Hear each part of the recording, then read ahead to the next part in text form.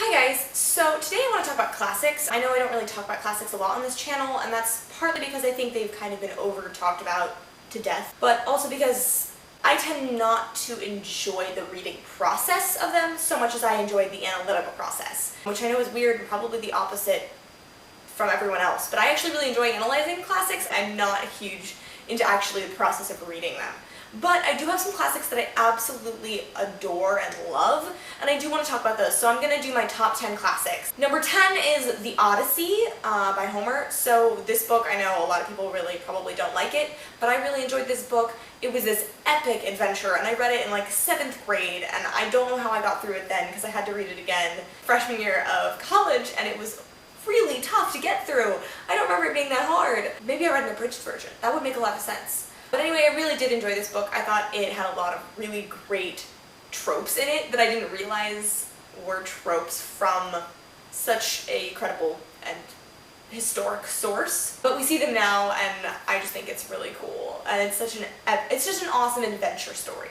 Number 9 is The Color Purple by Alice Walker. This is a really heartbreaking and heartwarming story about a black woman coming to terms with herself and her sexuality and who she wants to be in life, and it's just such a good story and such a fantastic read. Totally broke my heart and then put it back together and broke it again, and oh, it was so good. I read it in high school, loved it. Yeah, it's fantastic. Number 8 is The Count of Monte Cristo by Alexandre Dumas. Now this book I have read twice, once in English, once in French, so yeah, be impressed.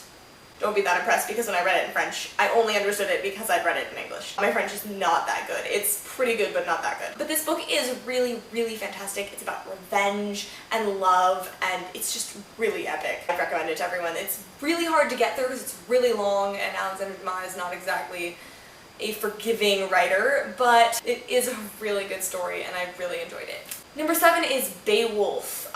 This is a book I have read like 1,000 times because I'm a history major and I work with medieval history, and Beowulf is kind of the essential English medieval history story. It's basically the basis of everything we talk about, and it's right at the beginning of where I'm going to be working on for my thesis and everything, so I've read it a billion times. But it is a really great heroic story, and it does set up the hero arc, the hero trope that we see in modern literature and actually in classics as well. Number 6 is North and South by Elizabeth Gaskell. Now, I know a lot of people have compared this book to Pride and Prejudice, and it is very similar. They have the same opposites attract kind of thing going on. They hate each other, then they love each other at the end. But I thought North and South was better than Pride and Prejudice, and I know I'm going to get like flogged for this, but it's because North and South deals a lot with historical aspects of it. I feel like it has more substance to it in terms of setting. There's a lot more going on than just a romance and a little bit of family dynamics. There's a lot of town stuff going on and community, and it's really interesting.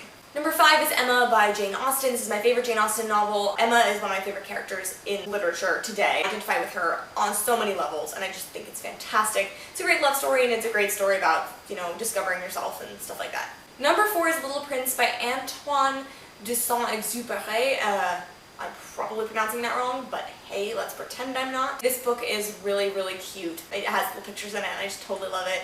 I read it in French first, didn't understand a word of it, really. I kind of pretended I did, but not enough. So then I read it in English, and now I get it. But it's a really cute story, and I think everyone should read it. It's wonderful. And the pictures are awesome, too, and totally got me through my French class because I didn't understand it in French. Number 3 is The Hobbit by J.R.R. Tolkien. Now, this one, I know some people are going to be like, oh, it's not a classic, but it totally is. It's a classic. Okay, Goodreads told me it was a classic.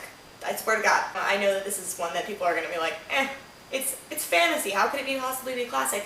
But I think it really is a classic because it set the stage for fantasy as a genre. I think if we can count 1984 as a classic, then we can count The Hobbit as a classic. Number 2 is Of Mice and Men by John Steinbeck. This story absolutely broke me. It broke my heart. I cried so hard, and I had to read it for American Lit English in my junior year of high school. And I remember coming to class and being totally heartbroken, and all my classmates were like, what's wrong with you? This isn't assigned reading. And I was the only one who like felt any pain about it. But it was a really, really good book. Turn Me On to John Steinbeck, it was fantastic. You should all read that book. Number 1 is possibly predictably, if you've seen my other videos, Jane Eyre by Brontë. This book got me into reading in the first place. I read it when I was 9 years old. I recently found out that I read an abridged version. I did not know this. My mother told me. I went home a couple weeks ago and she was like, oh look, it's your first copy of Jane Eyre, and I looked at it and it was like 50 pages long. So yeah, that's a little weird. I'm still kind of trying to get used to that. This book is fantastic, great love story, but it's also really a great story about self-discovery, and it's way more about, I feel, balance in relationships and making sure that all parties are honest, etc. It's a fantastic read, and I think it's just phenomenal. I think everyone should read it. So what are your favorite classics? I would love to hear about them in a comment below. I guess if you guys want to do video responses, that would be really super cool too. So anyway, I will see you guys all next time. Bye!